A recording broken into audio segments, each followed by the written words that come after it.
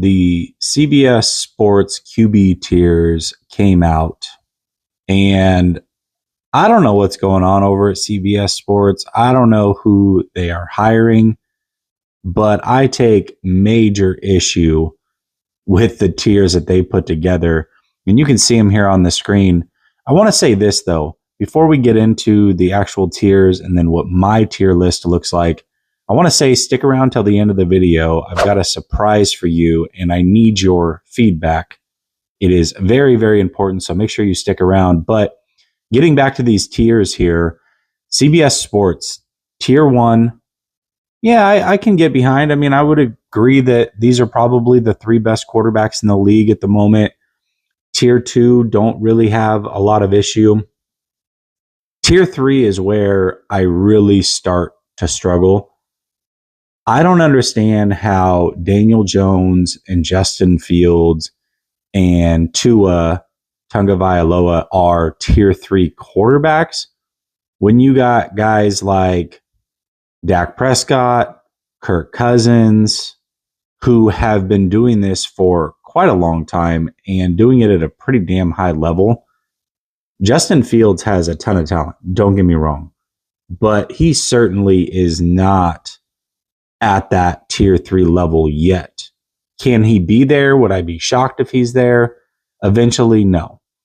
So I start to take a lot of exception here, and really the rest of this list, there's tons of holes that I can poke in it.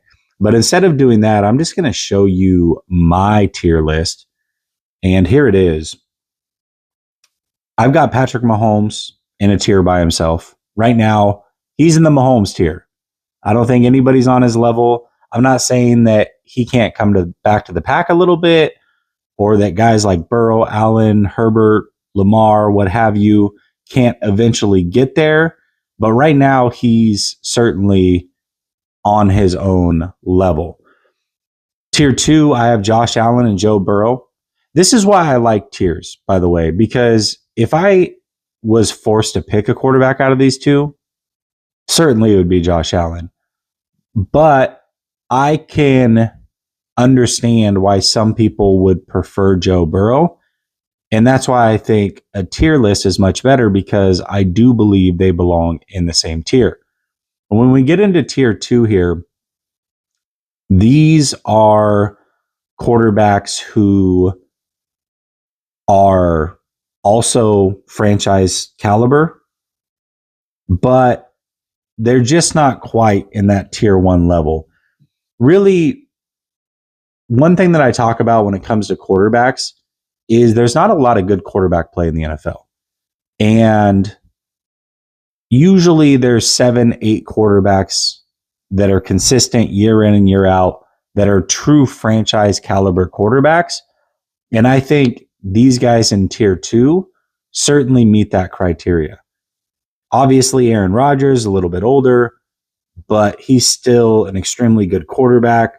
We've got Jalen Hurts, who arguably outplayed Patrick Mahomes in the Super Bowl, just didn't win the game. Trevor Lawrence, I know it's only been 1 year, but what he showed in the playoff game, I think he certainly is ascending. Moving on to Tier 3 here, we've got an interesting list.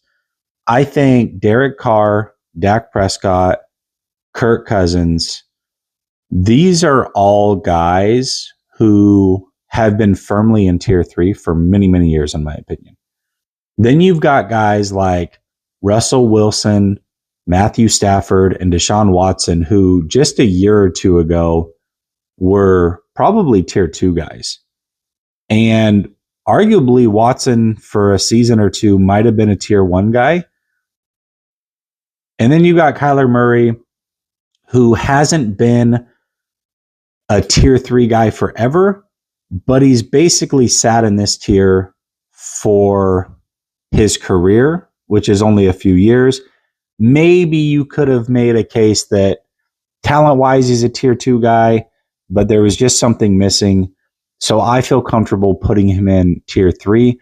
Now, I know that Russell Wilson, Deshaun Watson, Stafford, these guys didn't have good years last year for one reason or another, but because they have been Tier 2 guys or even Tier 1 guys at some point, I can't put him below tier 3 off of one bad year. I got to see it again before I'm willing to just drop them below tier 3. Now, you get into tier 4, and I've labeled this 1 year tier. And I'll tell you why. These are all guys who are going to let us know one way or another if they deserve to be tier 3 guys or if they deserve to go down to backups who start. Geno Smith is a great example. He's had one good year. I got to see more. I think if you go off of his one good year, he certainly could be a tier 3 guy. But if he has a bad year, he's a backup who starts in the NFL. I think Goff fits that mold. I think Tua fits that mold. Jimmy, because of injury, fits that mold. Daniel Jones fits that mold. Justin Fields. I mean, this is kind of his make or break year. Again, tons of talent. CBS Sports had him in tier 3. He has the talent to be in tier 3. Hell, he has the talent to be in tier 2 probably. But if he doesn't perform this year, maybe he's just a backup who starts. Pickett, Brock Purdy, small sample sizes. I think both those guys certainly could move up to tier 3 depending on what they do this year. Maybe they're just backups who start. And Tannehill has had a few good years in this league, certainly.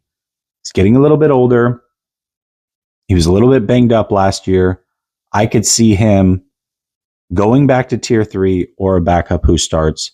So, although this is technically tier 4, it's more so they just aren't firmly in a tier for one reason or another. But after this year, they're either going to go to backups who start or tier 3, and we'll see which way they go. Moving to backups who start, I mean, come on. This one's pretty clear.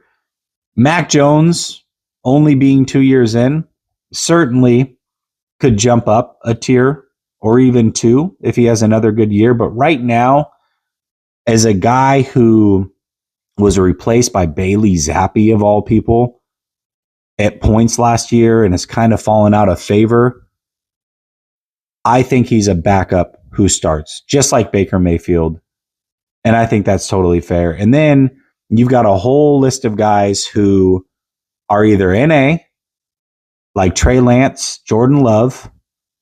They just haven't played enough, or guys that are rookies, essentially. So these guys, we just don't know enough about. I can't move them into any tier fairly, but they aren't quote unquote below anybody yet because we just don't know who the heck they are. So that's my tier list. Now, one thing I said at the beginning of the video was make sure you stick around to the end.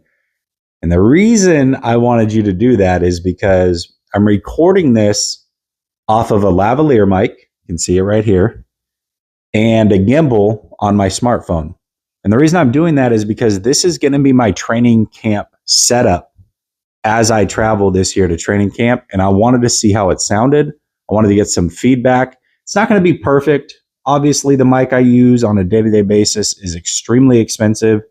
That'll be my home studio mic. That'll be my travel studio mic as well. But when I'm out and about, I can't carry that thing with me. There's way too much that goes into it. So this is going to be the setup. Wanted to see what your thoughts were. Give your feedback down in the comments. And I look forward to seeing you in the next video. Peace.